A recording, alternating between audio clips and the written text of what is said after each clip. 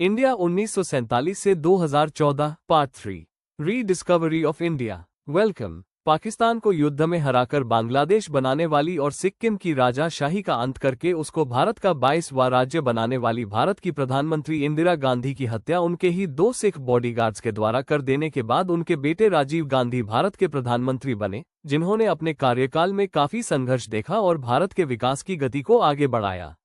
जिस दिन राजीव गांधी ने अपना कार्यकाल शुरू किया, मतलब इंदिरा गांधी की हत्या का दिन, तब से लेकर आने वाले 4 दिन में भारत में सिखों के विरुद्ध जो अत्याचार हुए उसमें करीबन 3350 से अधिक सिखों की हत्या हुई।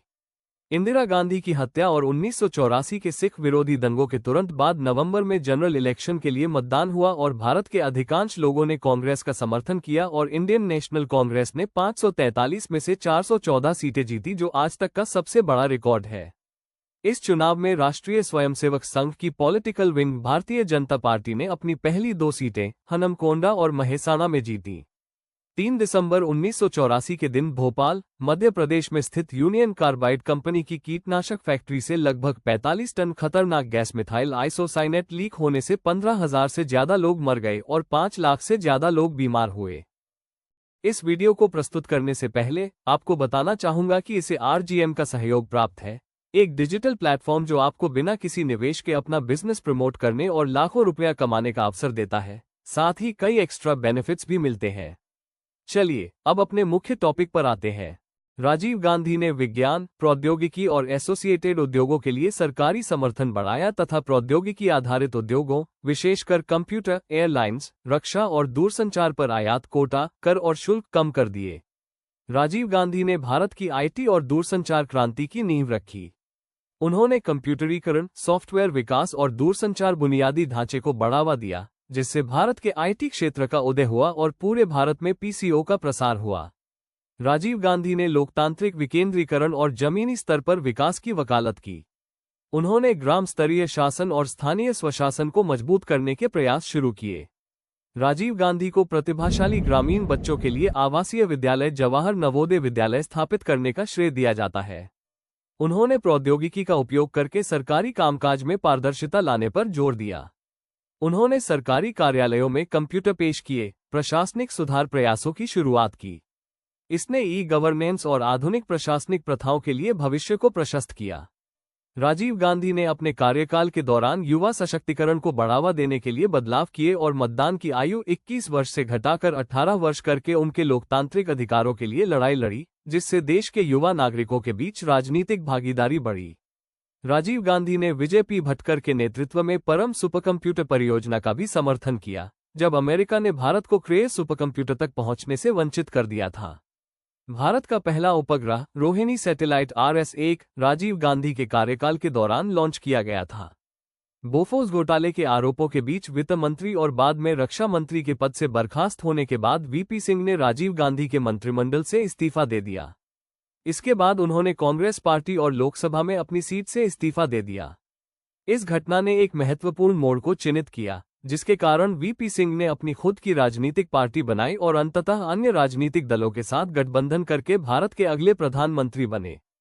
1989 की जनरल इलेक्शन में राजीव गांधी की लीडरशिप में इंडियन नेशनल कांग्रेस सबसे ज्यादा 193 सीटें जीतने वाली पार्टी बनी और 140 सीटें जीतने वाली VP सिंह की राजनीतिक पार्टी जनता दल ने अन्य पार्टियों के साथ गठबंधन करके केंद्र में सरकार बनाई, जिसको 88 सीटें जीतने वाली भारतीय जनता पार्टी का बाहरी समर्थन प्राप्त हुआ था।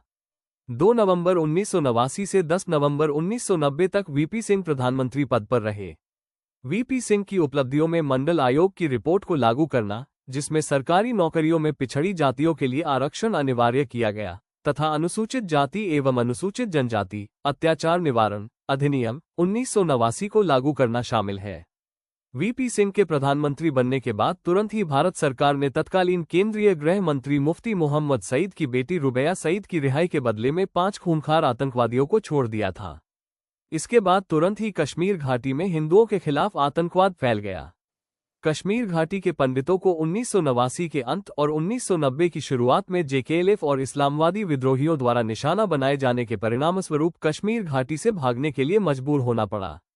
साल 1990 में कश्मीर घाटी में रहने वाले लगभग 3 से 6 लाख हिंदुओं में से 2016 में केवल 2000 से 3000 ही वहां बचे हैं। 19 जनवरी 1990 को कश्मीरी हिंदुओं द्वारा कश्मीर से बाहर निकाले जाने के दुखद नरसंहार दिवस के रूप में व्यापक रूप से याद किया जाता है। भाजपा नेता लालकृष्ण आडवाणी ने 25 सितंबर 1990 से 30 अक्टूबर 1990 के बीच सोमनाथ से अयोध्या तक 10 राज्यों से होकर गुजरने वाली 10,000 किलोमीटर की राम रथ यात्रा की घोषणा की। 23 अक्टूबर 1990 को बिहार के समस्तीपुर में तत्कालीन मुख्यमंत्री लालू यादव के आदेश पर भाजपा के प्रमुख नेता लालकृष्ण आडवाणी को अयोध्या जाने से रोकने के लिए गिरफ्तार किया गया था। इस यात्रा के प्रति प्रधानमंत्री वीपी सिंह के विरोध के बाद भाजपा ने अपना समर्थन वापस ले लिया, जिसके कारण अविश्वास प्रस्ताव पारित हुआ और उसके बाद उनका इस्तीफा हो गया। भाजपा ने केंद्र में वीपी सिंह सरकार से समर्थन वापस ले लिया, जिसमें लालू यादव की पार्टी भी भागीदार थी, और यह गिर गई। रथ यात्रा ने भाजपा को एक प्रमुख राजनीतिक ताकत के रूप में स्थापित किया। इंडिया 1947 से 2014 का तीसरा पार्ट समाप्त हुआ। चौथा पार्ट जल्द ही पेश किया जाएगा। तब तक के लिए बने रहिए हमारे साथ। Thanks for watching. यदि इस वीडियो ने कोई विचार या भावना आपके भीतर छोड़ी हो, तो कृपया सब्सक्राइब करें और इसे उन लोगों तक पहुंचाएं जो सतह नहीं, सार्थकता की तलाश में है।